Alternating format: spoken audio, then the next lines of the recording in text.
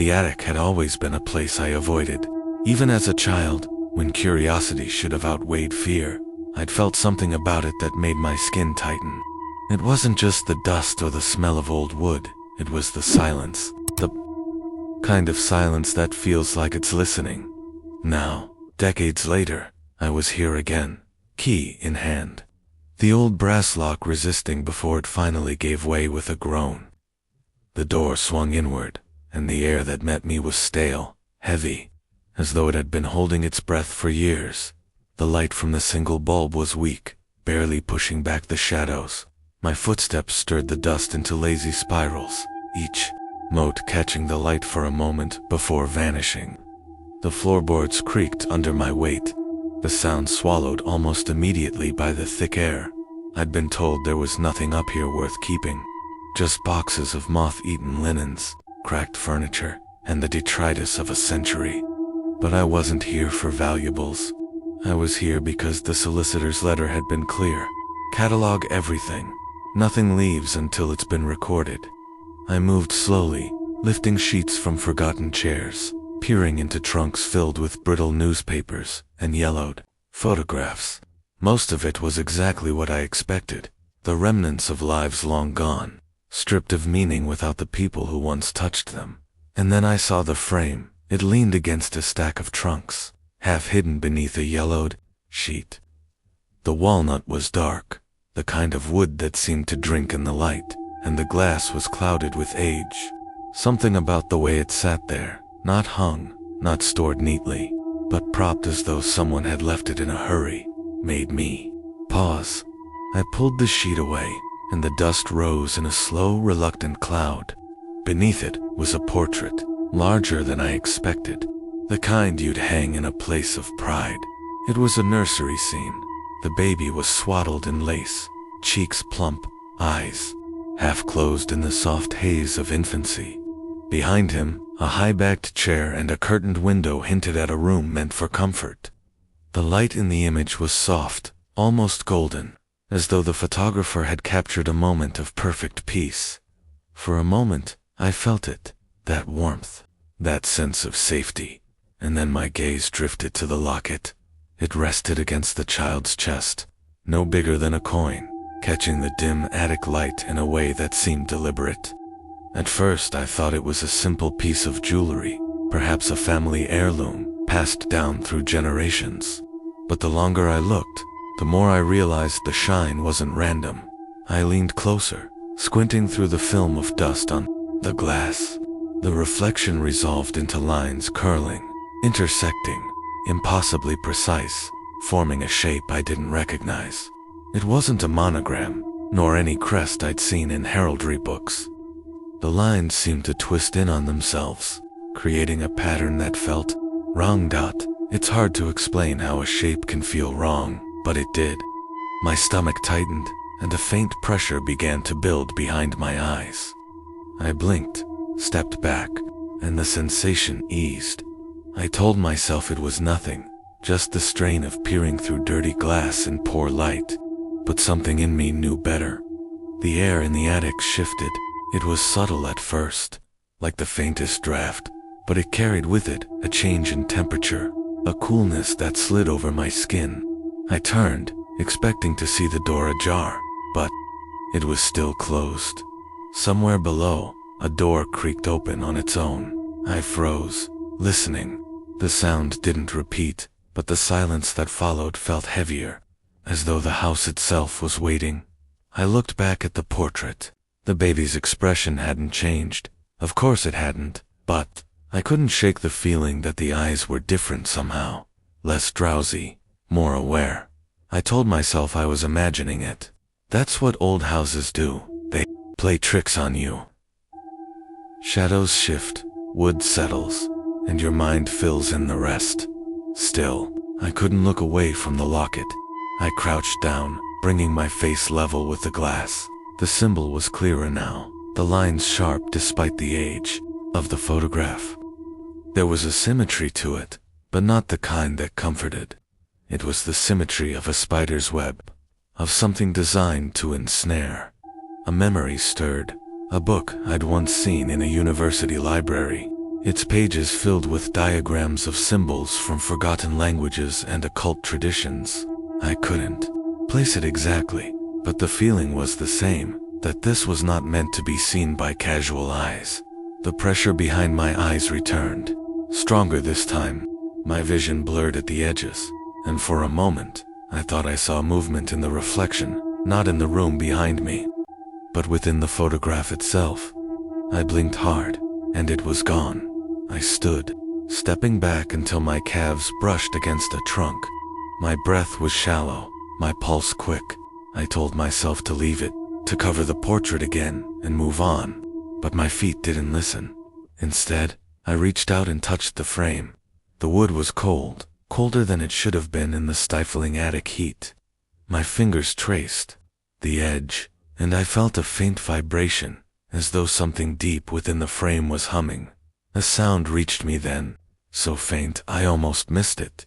It was the sound of a baby crying, not from the photograph, from somewhere in the house. The cry was distant, muffled, but it carried a note of urgency that made the hairs on my arms stand on end. I turned to the attic door, half expecting to see someone standing there. It was still closed. When I looked back at the portrait, the locket seemed brighter, the symbol almost pulsing. I took a step back, my heel catching on a loose board. The creak echoed far louder than it should have, and in that moment, I knew two things. The sound I'd heard wasn't in my head, and whatever was in that portrait, it had noticed me. I didn't sleep well that night, even after I'd left the attic. The image of that locket kept surfacing in my mind, not just the way it looked, but the way it made me feel. It was as if the pattern had been burned into the back of my eyes. Every time I closed them, I saw those curling, intersecting lines, and the faint, almost imperceptible shimmer that seemed to pulse when I stared too long. By morning, I'd convinced myself it was nothing more than an overactive imagination. Old photographs have a way of unsettling you. The frozen expressions, the stiff poses, the knowledge that everyone in them is long gone. I told myself that was all it was, but I still found myself climbing the attic stairs again. The air was cooler than it had been the day before, and the smell of dust was sharper, almost metallic. I crossed the creaking boards to where the portrait leaned against the trunks. The sheet I'd pulled away yesterday lay crumpled on the floor, as though it had been pushed aside rather than dropped. I crouched in front of the frame, my knees popping in the quiet. The baby's face was exactly as I remembered, soft, serene, almost angelic. But the locket, I leaned closer until my breath fogged the glass. The symbol was clearer now, as if the dust had shifted overnight. The lines were impossibly fine, each stroke deliberate, curling into a shape that seemed to twist in on itself. It wasn't random. It wasn't decorative. It was intentional. I pulled my phone from my pocket and switched on the camera. The attic light was dim, so I tapped the screen to focus, zooming in until the locket filled the frame. The symbol resolved into sharp clarity, and my stomach dropped. It was symmetrical, but not in a way that felt balanced. The curves and angles seemed to pull the eye inward, toward a center point that didn't quite exist. The longer I looked, the more it felt like the lines were moving, subtly shifting, as though the symbol was alive. A faint ringing started in my ears. I blinked, shook my head, and lowered the phone. The ringing faded, but the unease remained. I glanced at the photo I'd just taken, and froze in the image on my phone. The baby's eyes were open, wide open. I looked back at the portrait. The eyes were half closed again. The same drowsy expression as before. My pulse quickened. I checked the phone once more. The eyes in the photo were unmistakably open, staring straight at the camera. I told myself it was a trick of the light, a glitch in the camera's focus, but the pit in my stomach told me otherwise. I zoomed in further on the phone, focusing on the locket.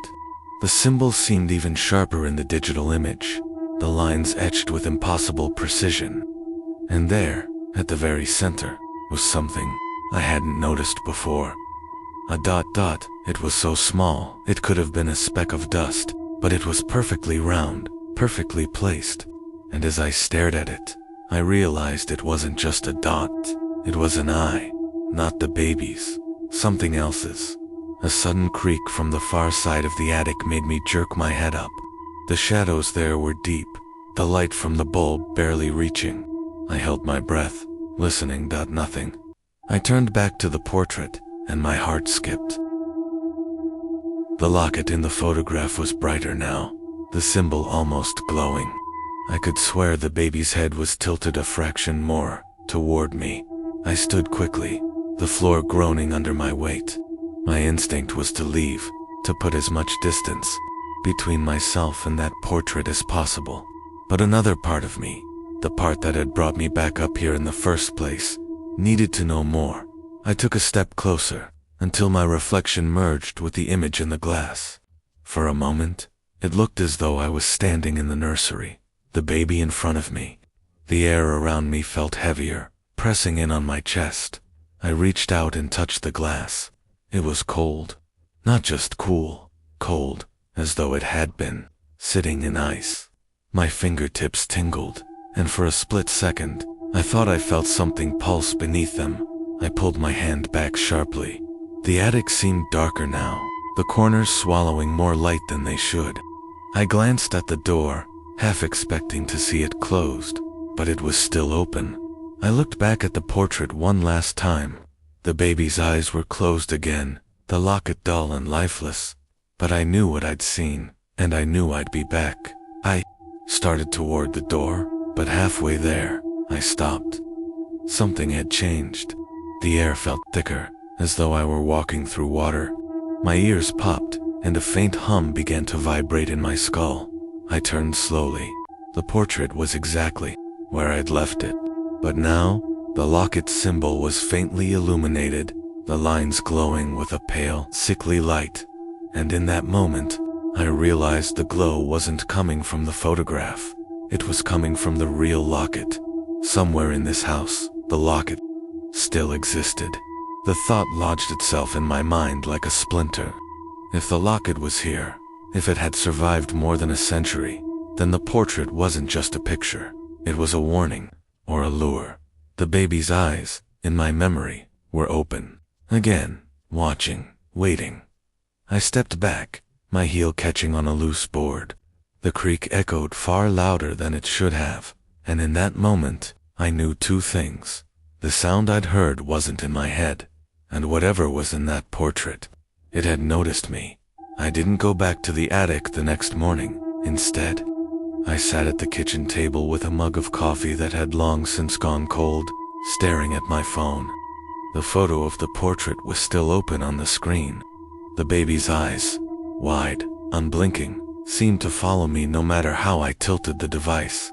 The locket's symbol was as sharp as it had been yesterday, the tiny central dot, like a pinprick in my vision. I told myself I needed answers. Not guesses, not half-formed theories.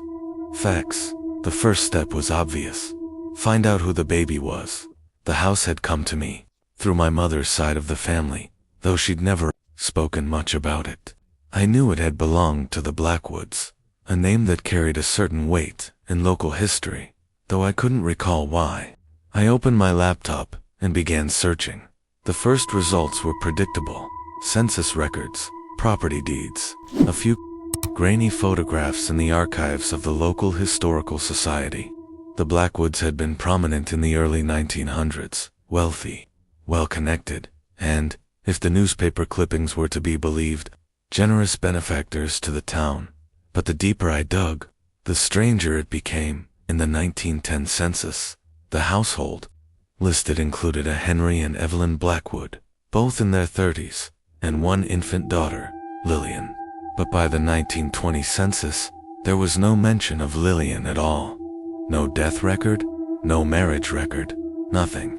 It was as if she had simply vanished. I leaned back in my chair, the floorboards creaking beneath me. The baby in the portrait. Could that have been Lillian? I searched for her name specifically. The results were sparse. A birth announcement in the local paper, dated March 1913, And then, nothing. No school records, no society page mentions, no obituary. It was unusual, even for the time.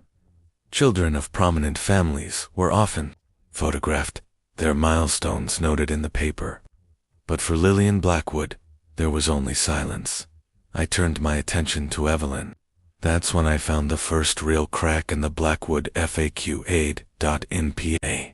Evelyn had been admitted to the Willowbrook Sanatorium, a private institution on the outskirts of town. The admission record didn't list a diagnosis, only the phrase nervous exhaustion. She remained there for nearly a year. When she returned, the society columns noted her reappearance at a charity gala, but the tone was off. Words like changed and withdrawn appeared in the descriptions, and there was no mention of Lillian. I scrolled further, my eyes catching on a headline from October 31st, 1913. Halloween Masquerade at Blackwood Estate, ends ABRUPT Wyther. Article was brief, almost evasive. Guests had been asked to leave early due to a private family matter. No details were given, but the date lodged in my mind, Halloween. Just months after Lillian's birth, I felt a chill creep up my spine. I closed the laptop and went to the dining room, where a tall glass-fronted cabinet held the family's collection of books and papers. Most were leather-bound volumes with gold-stamped titles, their spines cracked with age. I ran my fingers along them until I found a small, cloth-bound ledger tucked behind a row of novels. It wasn't a ledger at all. It was a journal. The handwriting inside was neat, looping a woman's hand. The first entry was dated April 2nd, 1913, just weeks after Lillian's birth. She is beautiful, perfect, but there is something in her eyes that unsettles me. Henry says I am overtired, that I imagine things. But when she looks at me, I feel as though she sees more than she should. I turned the page. The locket arrived today. Henry says it is a family heirloom meant to protect her. The design is strange, not like any crest I have seen. When I asked about it, he told me not to worry, but I have seen the way he looks at it when he thinks I am not watching my pulse. Quickened as I read. Last night, I woke to the sound of her crying. When I entered the nursery, she was silent, staring at the ceiling. The locket was warm to the touch, though the room was cold. I think it was glowing. The entries grew more erratic after that. Mentions of shadows in the nursery, of whispers in the night, of Henry speaking in low tones with a man she did not recognize, and then, an entry dated October 31st, 1913. They say it must be done tonight, while the veil is thin. I do not understand the words they use, but I know fear when I feel it. If this is to protect her, why does it feel like a sacrifice? The next page was blank. I sat back, the journal heavy in my hands. The air in the room felt different now, thicker, as though the house itself was aware of what I'd just read. A floorboard creaked above me. I looked up. The sound had come from the attic. Slowly, I set the journal down and stood. The house was silent again, but the silence felt expectant. I told myself I wouldn't go up there. Not yet.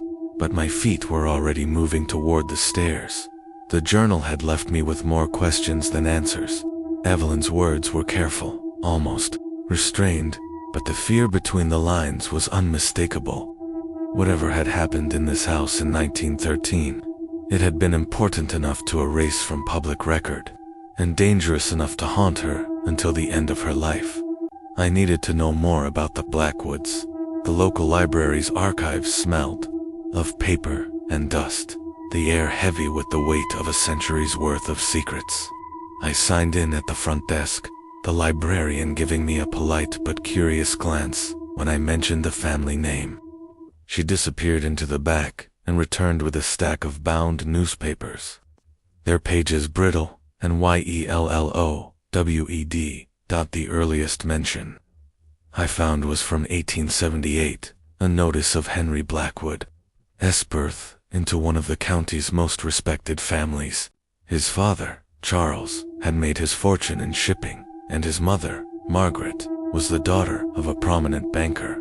The Blackwoods were old money, and they carried themselves accordingly. By the 1890s, Henry had taken over the family estate and expanded its holdings.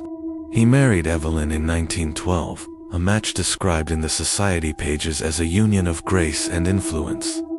The wedding photograph showed a handsome couple, both with the kind of poise that comes from generations of privilege. But there were other mentions too, quieter ones.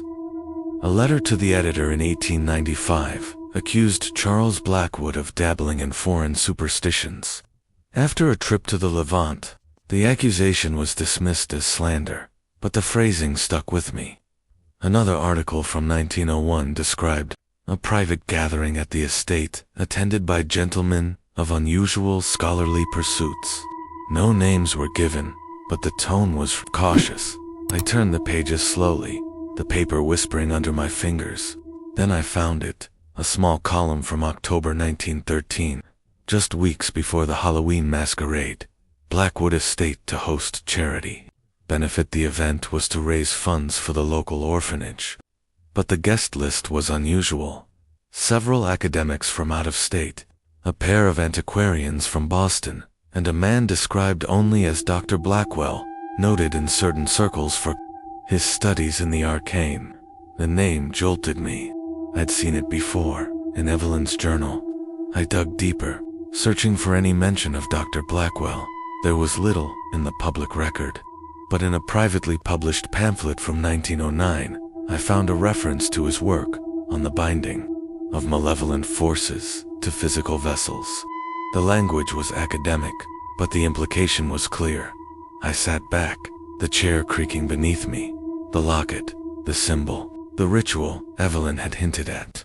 It was all connected. The librarian returned to check on me, and I asked if there were any photographs of the estate from that period.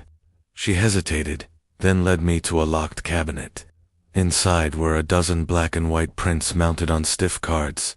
Most were what you'd expect: the grand facade of the house, the gardens in full bloom, the family posed on the front steps. But one photograph caught my breath. It was the nursery, the same high-backed chair, the same curtained window, and in the crib, the baby, Lillian. But in this photograph, she wasn't wearing the locket. I studied the image, my fingers trembling slightly. The absence was almost as striking as the presence in the portrait upstairs. If the locket had been so important, why wasn't she wearing it here? I turned the photo over. On the back, in faded ink, was a single line, taken 2 days before the binding. The words sent a shiver through me. I thanked the librarian and left, the autumn air outside feeling sharper than it had when I'd arrived. The wind carried the scent of wood smoke, and for a moment, I imagined it was the same air Evelyn had breathed on that October night in 1913, back at the house. I spread the photographs and the journal on the dining table. The pieces were starting to form a picture, but it was incomplete. I needed to know what had happened on the night of the masquerade, and what exactly had been bound to that locket. As I studied the images, a floorboard creaked overhead. The attic. I climbed the stairs slowly, each step groaning under my weight. The door was ajar, though I was certain I'd left it closed. The bulb flickered when I pulled the chain, casting long, uncertain shadows. The portrait was where I'd left it, but something was different. The baby's head was tilted slightly to the left now, the eyes still half closed, seeming to follow me as I crossed the room. I crouched in front of it, my knees protesting. The locket was as bright as ever, the symbol sharp and unyielding.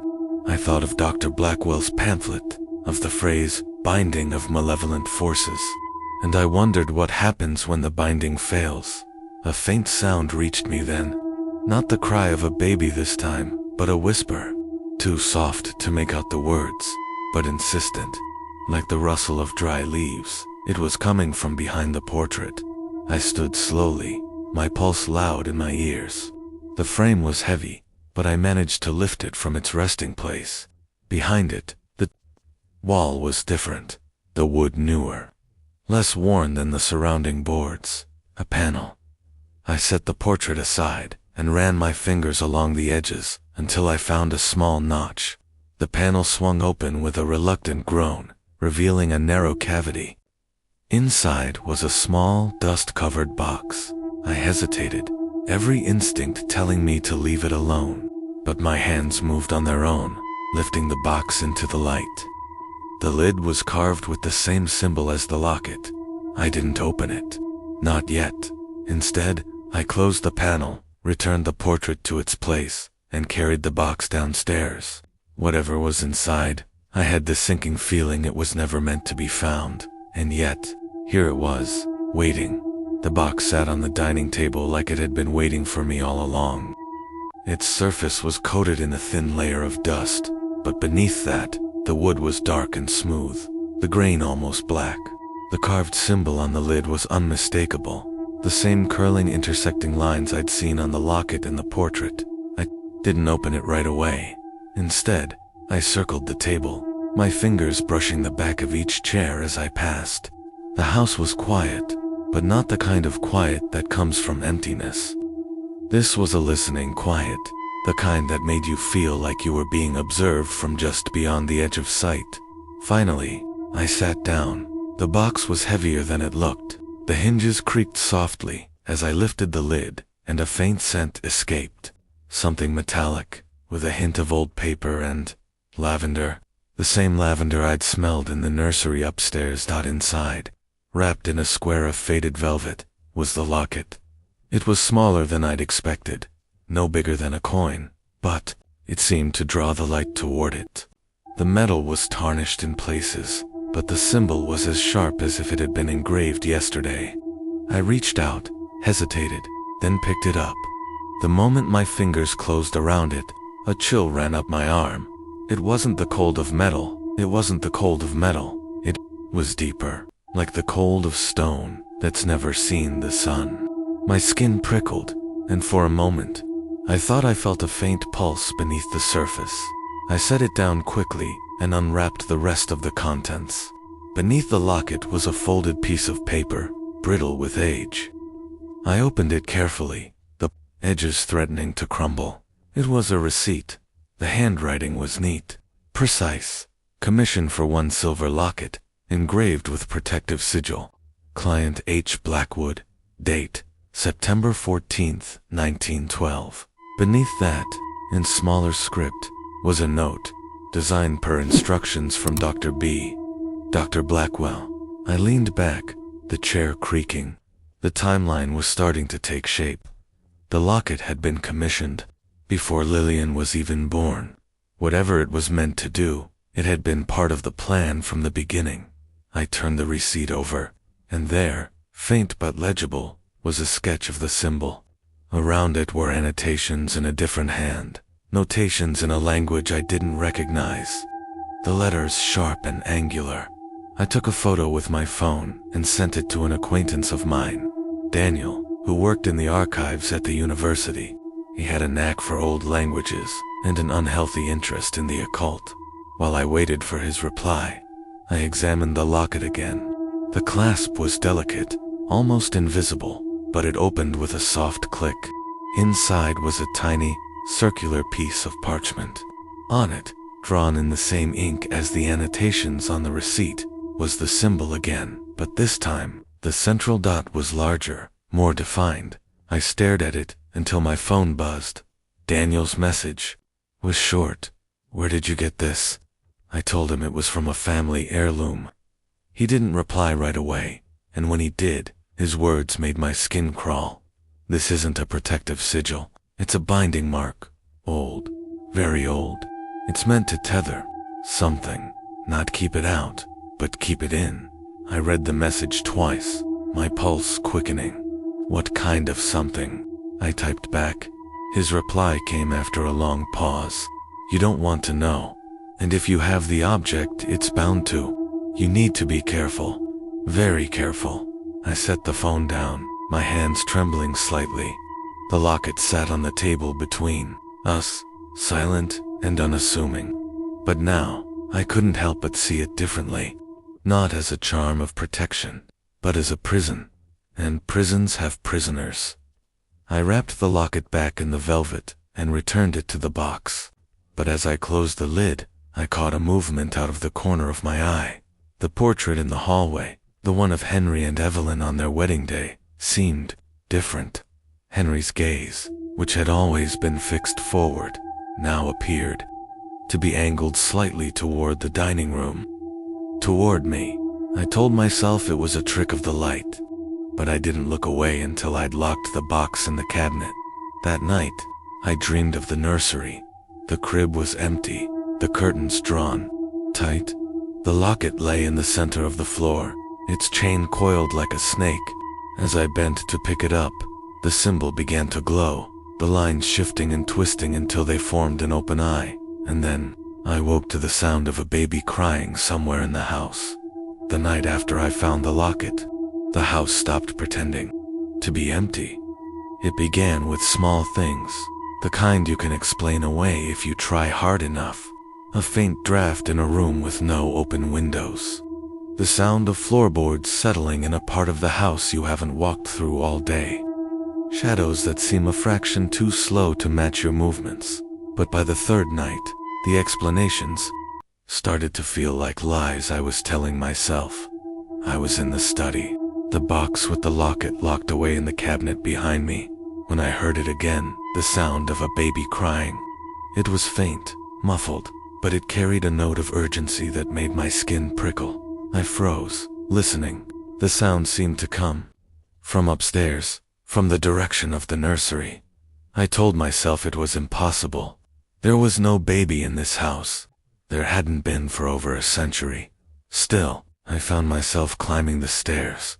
The hallway was dim, the light from the single bulb casting long shadows along the walls. The nursery door was closed. I hesitated, my hand hovering over the knob. The crying had stopped. I opened the door slowly. The room was exactly as it had been the day I first saw it. The crib in the corner, the high-backed chair by the window, the portrait hanging above. The baby's eyes were half closed, the locket resting against its chest. But the air was colder now. I stepped inside, the floorboards creaking under my weight. The smell of lavender was stronger here, almost cloying. I moved toward the portrait, my gaze drawn to the locket. The symbol seemed sharper, the lines more defined, and then I saw it, a faint shimmer, like heat rising from asphalt, radiating from the locket. I blinked, and it was gone. I turned to leave, but something stopped me. A sound, so soft I almost missed it, a whisper. It was coming from the crib. I stepped closer, my heart pounding. The crib was empty, the sheets neatly arranged, but the whispering continued, low and urgent, in a language I didn't understand. I leaned in, straining to hear. The words were sharp, almost hissing, and though I couldn't make out their meaning, I felt them in my bones. Then, as suddenly as it had started, the whispering stopped. The room was silent again, but the silence felt wrong, too heavy, too expectant. I backed away, my eyes never leaving the crib, and left the room, closing the door behind me. That night, I dreamed of Evelyn. She was standing in the nursery, the locket in her hand. Her face was pale, her eyes wide with fear. She was speaking, but her voice was muffled, as though I were hearing her through water. Behind her, the crib was shrouded in shadow, and something moved within it, something that wasn't a baby. I woke with a start, my heart racing. The house was silent, but the smell of lavender lingered in the air. The next morning, I decided to test something.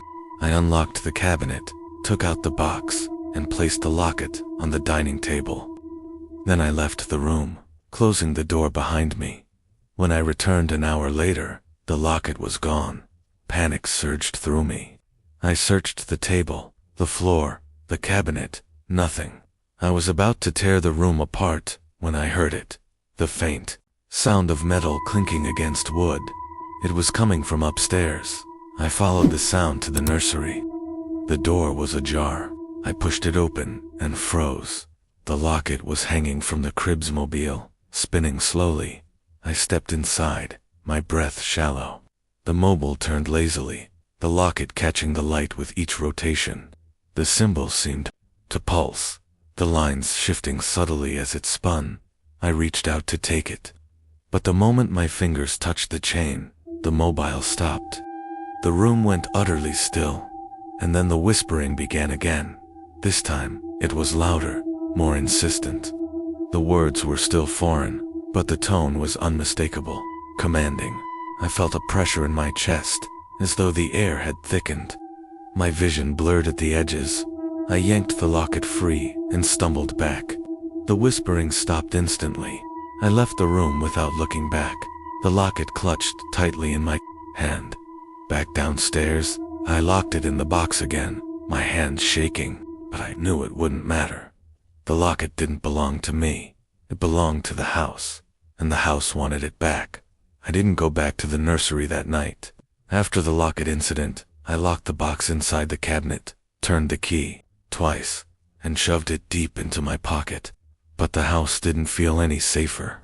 If anything, it felt more alert, as though it had been waiting for me to acknowledge something, and now that I had, it was watching to see what I'd do next. I tried to distract myself by going through the rest of the dining room cabinet. Most of it was harmless. Brittle letters, faded photographs, a few silver spoons tarnished almost black. But at the very back, wedged between two heavy ledgers, I found a slim, leather-bound book. It was Evelyn's handwriting. The first pages were familiar. I'd read them before in the cloth-bound journal I'd found earlier. But these entries were different. The tone was sharper, the words more urgent, as though she'd been writing in haste, afraid she might not have another chance. November 2nd, 1913. The ritual is done. They say she is safe now, but I do not feel it. The locket is heavy around her neck, and when I hold her, I can feel it pulse against my palm. Henry says it is my imagination, but I have seen the way Dr. Blackwell looks at her, not with affection, but with expectation. I turned the page. November 10th, 1913. The crying comes at night now, but not from her. She sleeps soundly, her eyes closed, her breath steady. The sound comes from the walls, from the floorboards, from the very air. I asked Henry if he hears it. He told me not to speak of it again. The entries grew more fragmented after that, as though she'd been writing in stolen moments. November 21st, 1913. I woke to find her standing in the crib. She is only 8 months old. She should not be able to stand. Her eyes were open, and she was looking at the corner of the room. I turned to see what she saw, but there was nothing there. When I looked back, she was lying down again, asleep. I felt a chill crawl up my spine. December 3rd, 1913. The symbol is changing. I know it sounds impossible, but I swear it is. The lines are not where they were before. I traced it in my mind, and it is different. I think it is. Opening. I set the journal down, my hands trembling slightly. The air in the room felt heavier. Now, the shadows deeper. I could almost hear the faint scratch of pen on paper, as though Evelyn were still here. Still writing, I turned another page. December 15th, 1913. Dr. Blackwell says the binding must be renewed every 100 years. I asked what would happen if it wasn't. He smiled, but it was not a kind smile. He said, then it will choose another vessel. I asked if that vessel could be me. He said nothing. The last entry was dated December 31st, 1913. The new year approaches. I do not think I will see it. If anyone finds this, know that I tried. God help you if you see the locket. The page after that was torn out. I sat back, the journal heavy in my lap. The 100-year mark. That would have been 2013, 10 years ago. If the binding had to be renewed then, and it wasn't. A floorboard creaked above me. I looked up. The sound had come from the attic. Slowly, I set the journal down and stood. The house was silent again, but the silence felt expectant. I told myself I wouldn't go up there, not yet, but my feet were already moving toward the stairs. The attic door was ajar. I pushed it open, the hinges groaning. The bulb flickered when I pulled the chain, casting long, uncertain shadows. The portrait was where I'd left it, but something was different. The baby's head was tilted slightly to the left now, the eyes still half closed, seeming to follow me as I crossed the room. I crouched in front of it, my knees protesting. The locket was as bright as ever, the symbol sharp and unyielding. I thought of Evelyn's words, "God help you if you see the locket," and I wondered, was it already too late for me? The air shifted, colder now, and I caught the faintest sound, not crying this time, but a low, steady hum. It was coming from behind the portrait. I reached out, my fingers brushing the frame. The hum grew louder, vibrating through the wood, and then, just as suddenly, it stopped. The attic was silent again, but I knew it wouldn't stay that way for long. October 31st, 1913. The Blackwood estate was alive with light and music that night. From the outside, it looked like any other grand Halloween masquerade carriages, arriving in a steady stream. Guests in elaborate masks stepping into the glow of the lantern-lit drive. Laughter spilled from the open doors, mingling with the strains of a string quartet. But upstairs, behind a locked door, the nursery was silent. Evelyn stood by the crib, her hands resting on the rail. Lillian lay swaddled in lace, her tiny chest rising and falling in slow, even breaths.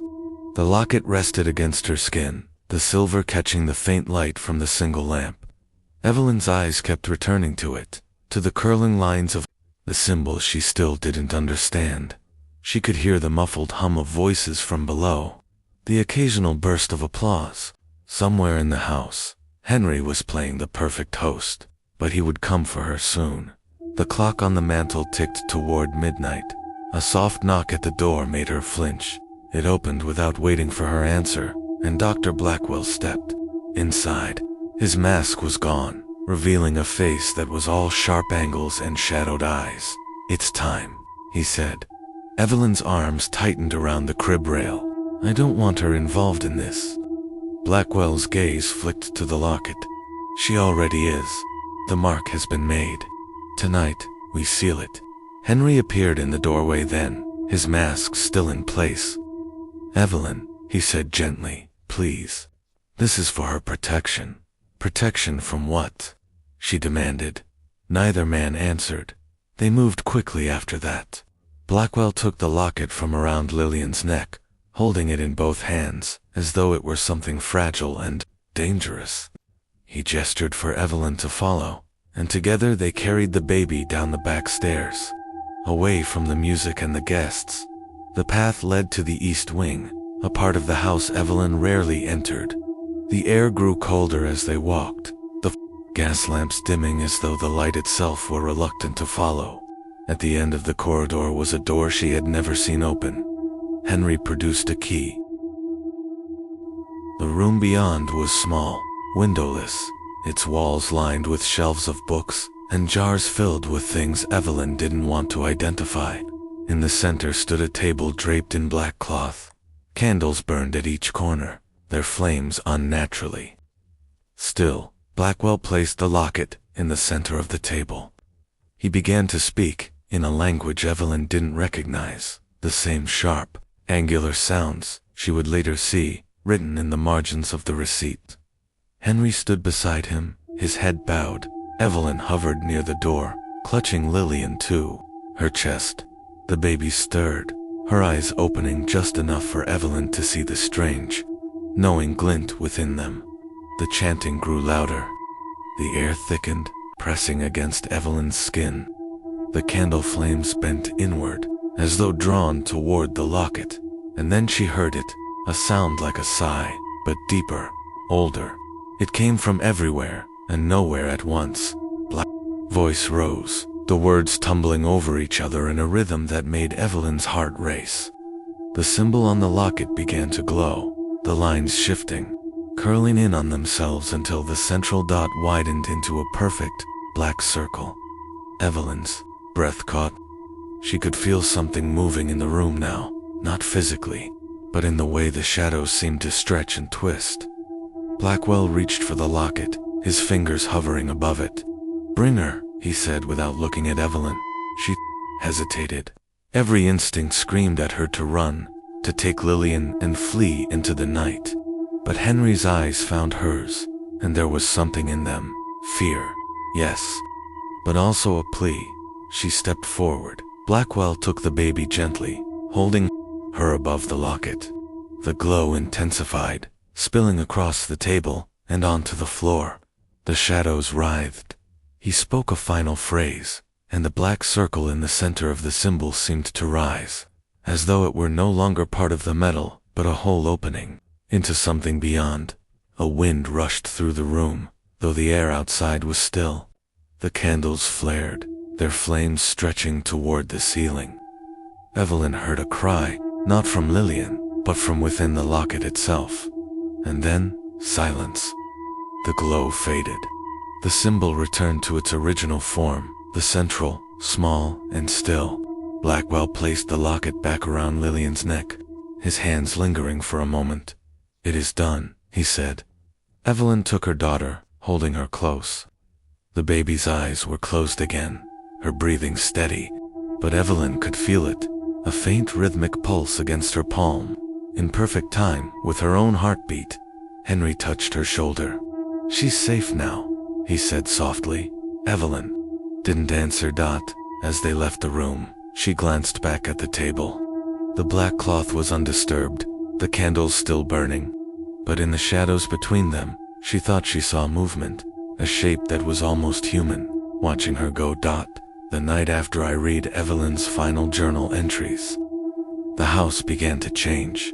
It wasn't just the sounds anymore, the occasional creak, the faint whisper, the phantom cry. Those had become almost familiar, like background noise I'd learned to live with. This was different.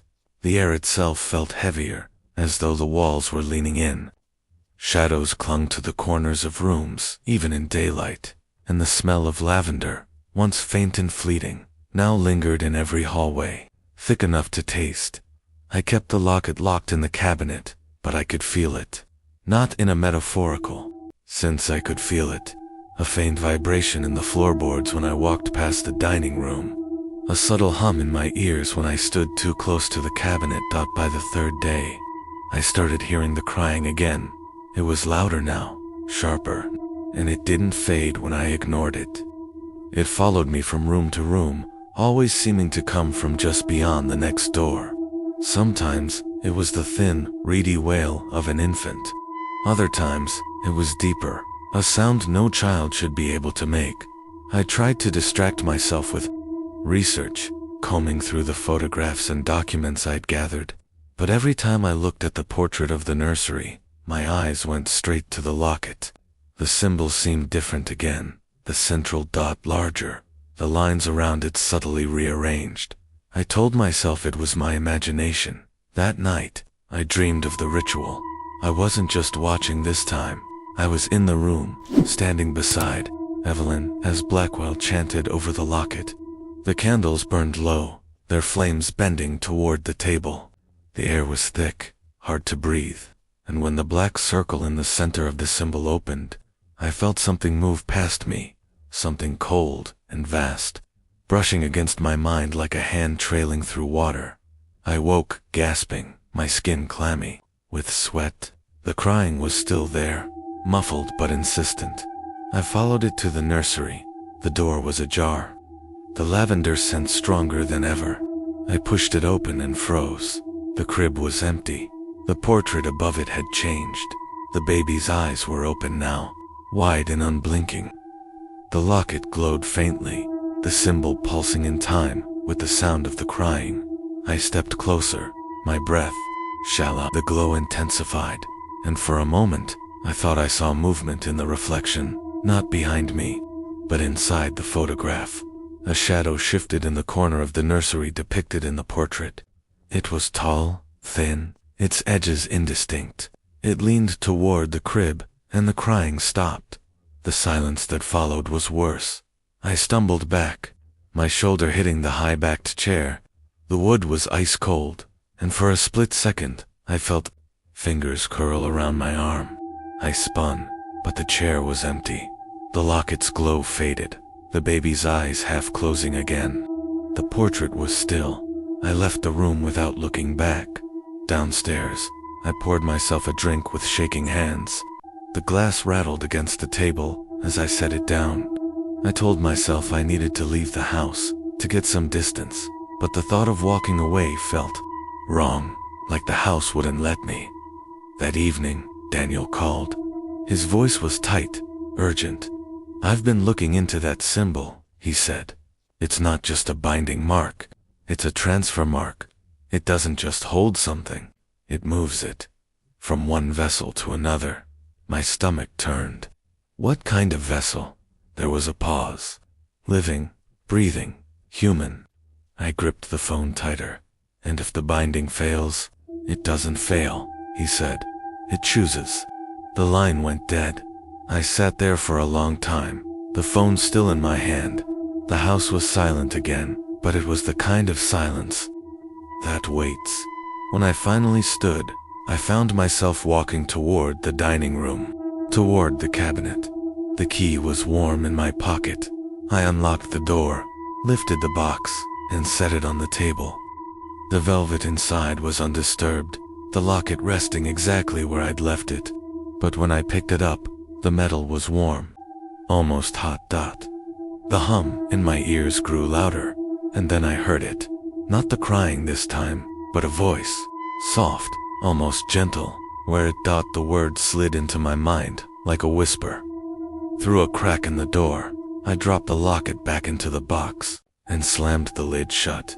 My hands were shaking so badly I could barely lock the cabinet again, but even as I walked away, I could still hear it. Where it Daniel didn't call again. After his last words, "It chooses," the silence on the line had been absolute, as if he'd hung up and immediately regretted telling me even that much. I tried calling him back twice, but each time the call rang out. No voicemail, no text, nothing. The house was quiet, but it was the kind of quiet that felt like it was leaning in. I could feel the locket in the cabinet behind me, even though I was in the study with the door closed. It was like a faint pressure at the base of my skull, a constant awareness that it was there, waiting. I needed more answers. The next morning, I drove into the city to meet with someone Daniel had mentioned once, an occult historian named Dr. Margaret Hensley. She was a small, sharp-eyed woman in her 60s, with a voice like dry paper and a handshake that lingered just a second too long. When I showed her the photo of the locket, she didn't speak for several moments. Her eyes traced the lines of the symbol, her lips moving silently as though counting. "Where did you find this?" she asked finally. I told her it was a family heirloom. She gave me a look that said she didn't believe me, but she didn't press. Instead, she reached for a thick, leather-bound volume on the shelf behind her. The pages were brittle, the ink faded, but the symbol was there, drawn in the margin beside a block of text in a language I couldn't read. "This," she said, tapping the page, "is not a protective sigil. It's a containment seal, but not for objects, for entities." I felt my stomach tighten. Entities. Her gaze flicked up to mine. Things that are not meant to exist here. Things that leak through. She turned the page, revealing a diagram of the symbol in stages. Closed, partially open, fully open. In the final stage, the central dot had widened into a black circle, just as I'd seen in my dreams. "When the seal is intact," she continued, "the entity is bound to the vessel. It cannot leave, but the seal is not permanent. It must be renewed at intervals, 100 years, in most cases. If it is not, it chooses," I said quietly. She nodded. "It will find another vessel, usually the nearest living thing with a compatible resonance." I thought of the portrait, of the way the baby's eyes had opened in the photograph on my phone, of the whisper I'd heard in the nursery. "What happens to the vessel?" I asked. Her expression didn't change, but her silence was enough. I left her office with the book she'd shown me on loan, she said, though her tone suggested she didn't expect to see it again. The drive back to the house felt longer than usual, the road narrowing, the trees leaning in. When I stepped inside, the lavender scent hit me like a wall. It was stronger than ever, clinging to the air, to my clothes, to my skin. The cabinet in the dining room was open. The box was gone. I stood there for a long moment, my mind refusing to process what I was seeing. Then I heard it, the faint clink of metal against wood, coming from upstairs. The nursery door was ajar. I pushed it open and froze. The locket was hanging from the cribsmobile again, spinning slowly. The symbol glowed faintly, the lines shifting in ways that made my eyes ache. And then I saw it, the central dot widening, just a fraction, but enough to make my breath catch. The whisper came again, soft and insistent. "Wear it." I stepped back, my heel catching on the high-backed chair. The wood was cold, and for a moment, I felt that same pressure on my arm, fingers curling, holding me in place. The glow from the locket pulsed. In time with my heartbeat, I turned and left the room, closing the door behind me. But the whisper followed, threading through the walls, slipping under the door, curling into my ears. "Wear it." Downstairs, I set the borrowed book on the table and opened it to the diagram of the seal. The final stage, the open circle, seemed to pulse on the page, just as it had in the locket. If the binding was failing, if the 100 years had passed without renewal, then the entity inside was looking for a way out, and it had found me. I didn't sleep the night after Dr. Hensley told me the truth.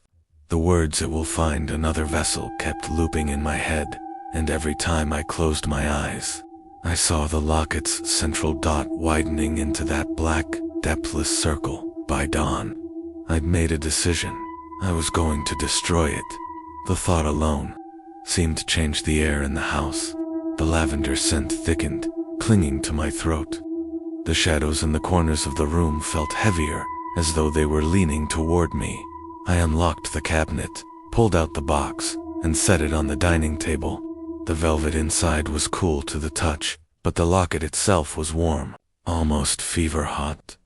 The hum in my ears was louder now, a low, steady vibration that seemed to sync with my heartbeat. I wrapped the chain around my fingers and carried it to the kitchen. The old cast-iron stove was still functional, and I lit it, the flames flaring bright. My plan was simple: heat the metal until it warped, until the engraving was nothing but a melted blur. But as I held the locket over the flame, the hum grew into a low, resonant tone that I could feel in my bones. The metal didn't just resist. The heat, it seemed to drink it in. The glow from the symbol intensified, the lines shifting, curling inward. The whisper came again. "Wear it." I gritted my teeth and pushed the locket deeper into the flame. The tone rose, vibrating through the walls, rattling the glass in the cabinets. The kitchen lights flickered, and then the chain snapped.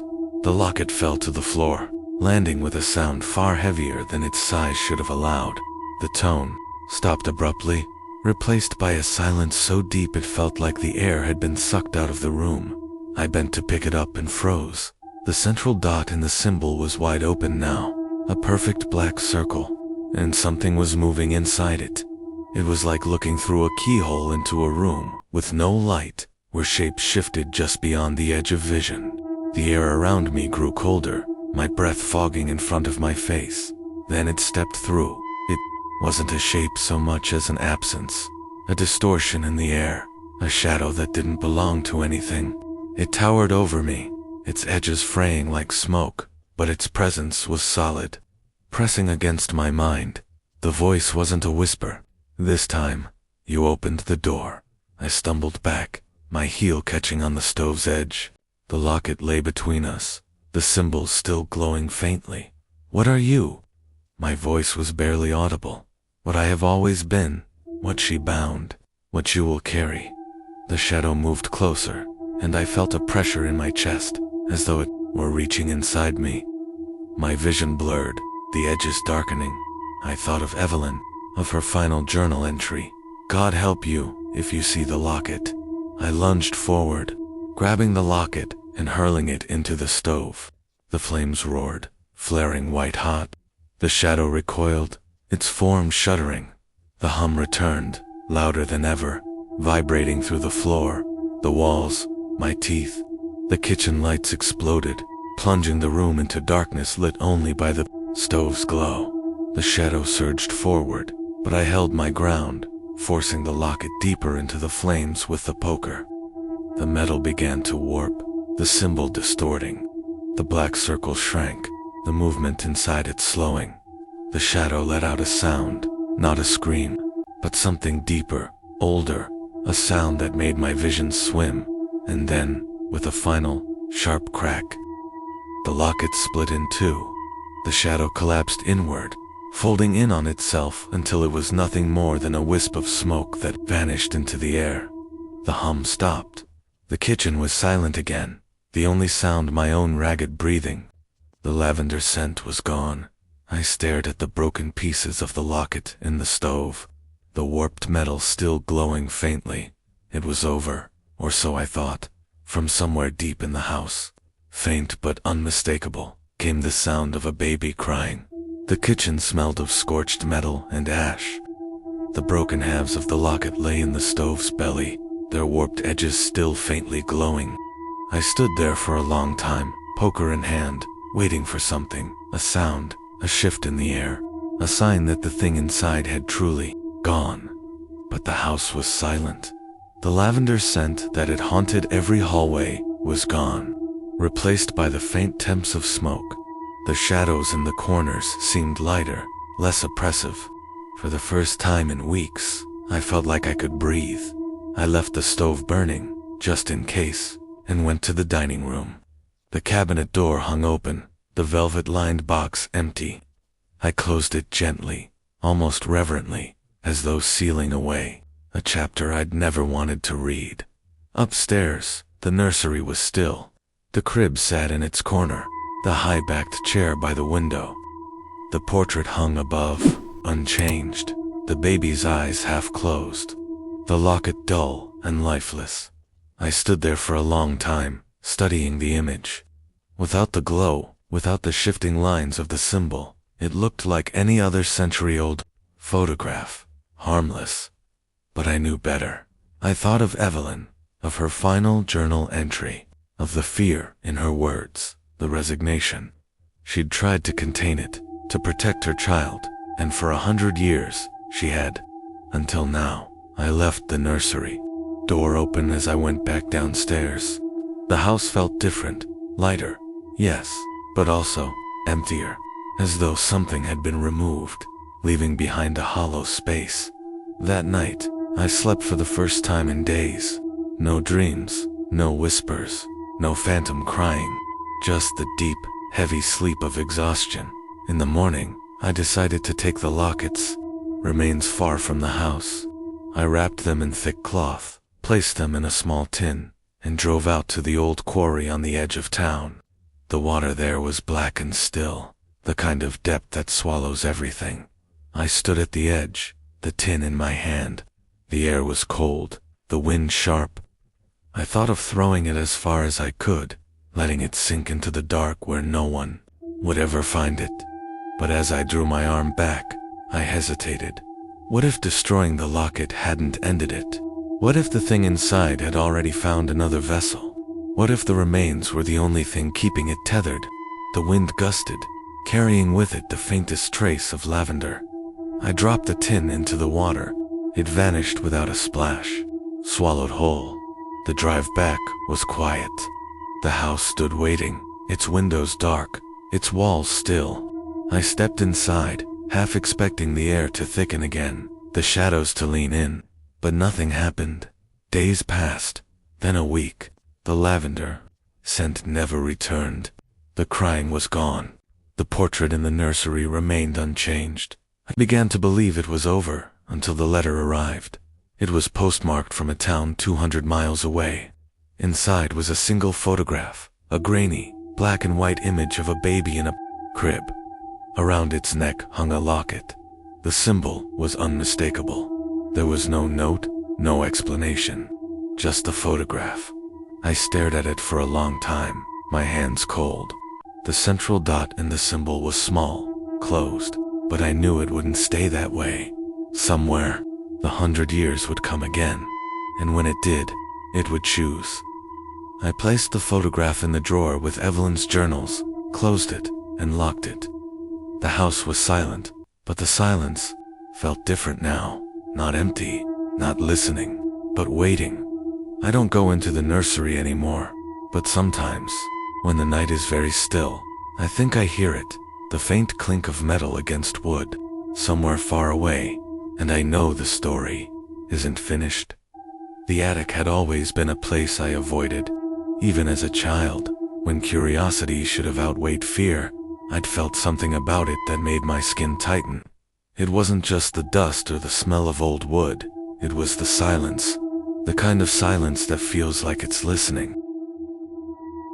Now, decades later, I was here again, key in hand, the old brass lock resisting before it finally gave way with a groan. The door swung inward, and the air that met me was stale, heavy, as though it had been holding its breath for years. The light from the single bulb was weak, barely pushing back the shadows. My footsteps stirred the dust into lazy spirals, each mote catching the light for a moment before vanishing. The floorboards creaked under my weight, the sound swallowed almost immediately by the thick air. I'd been told there was nothing up here worth keeping, just boxes of moth-eaten linens, cracked furniture, and the detritus of a century. But I wasn't here for valuables. I was here because the solicitor's letter had been clear. Catalog everything. Nothing leaves until it's been recorded.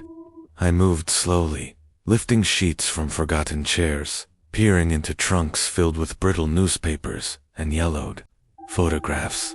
Most of it was exactly what I expected, the remnants of lives long gone, stripped of meaning without the people who once touched them. And then I saw the frame. It leaned against a stack of trunks, half hidden beneath a yellowed sheet. The walnut was dark, the kind of wood that seemed to drink in the light, and the glass was clouded with age. Something about the way it sat there, not hung, not stored neatly, but propped as though someone had left it in a hurry, made me pause. I pulled the sheet away, and the dust rose in a slow, reluctant cloud. Beneath it was a portrait, larger than I expected. The kind you'd hang in a place of pride. It was a nursery scene. The baby was swaddled in lace, cheeks plump, eyes half closed in the soft haze of infancy. Behind him, a high-backed chair and a curtained window hinted at a room meant for comfort. The light in the image was soft, almost golden, as though the photographer had captured a moment of perfect peace.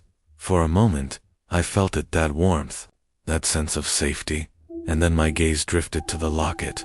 It rested against the child's chest, no bigger than a coin, catching the dim attic light in a way that seemed deliberate. At first, I thought it was a simple piece of jewelry, perhaps a family heirloom, passed down through generations. But the longer I looked, the more I realized the shine wasn't random. I leaned closer, squinting through the film of dust on the glass. The reflection resolved into lines curling, intersecting, impossibly precise, forming a shape I didn't recognize. It wasn't a monogram, nor any crest I'd seen in heraldry books. The lines seemed to twist in on themselves, creating a pattern that felt wrong. It's hard to explain how a shape can feel wrong, but it did. My stomach tightened, and a faint pressure began to build behind my eyes. I blinked, stepped back, and the sensation eased. I told myself it was nothing, just the strain of peering through dirty glass and poor light. But something in me knew better. The air in the attic shifted. It was subtle at first, like the faintest draft, but it carried with it a change in temperature, a coolness that slid over my skin. I turned, expecting to see the door ajar, but it was still closed. Somewhere below, a door creaked open on its own. I froze, listening. The sound didn't repeat, but the silence that followed felt heavier, as though the house itself was waiting. I looked back at the portrait. The baby's expression hadn't changed. Of course it hadn't. But I couldn't shake the feeling that the eyes were different somehow. Less drowsy, more aware.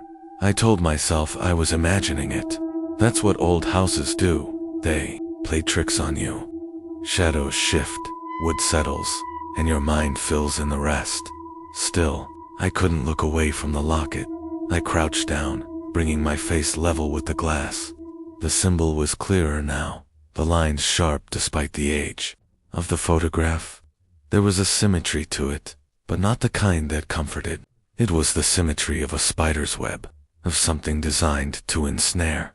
A memory stirred, a book I'd once seen in a university library, its pages filled with diagrams of symbols from forgotten languages and occult traditions. I couldn't place it exactly, but the feeling was the same, that this was not meant to be seen by casual eyes. The pressure behind my eyes returned, stronger this time. My vision blurred at the edges, and for a moment, I thought I saw movement in the reflection, not in the room behind me, but within the photograph itself. I blinked hard, and it was gone. I stood, stepping back until my calves brushed against the trunk. My breath was shallow, my pulse quick. I told myself to leave it, to cover the portrait again, and move on. But my feet didn't listen. Instead, I reached out and touched the frame.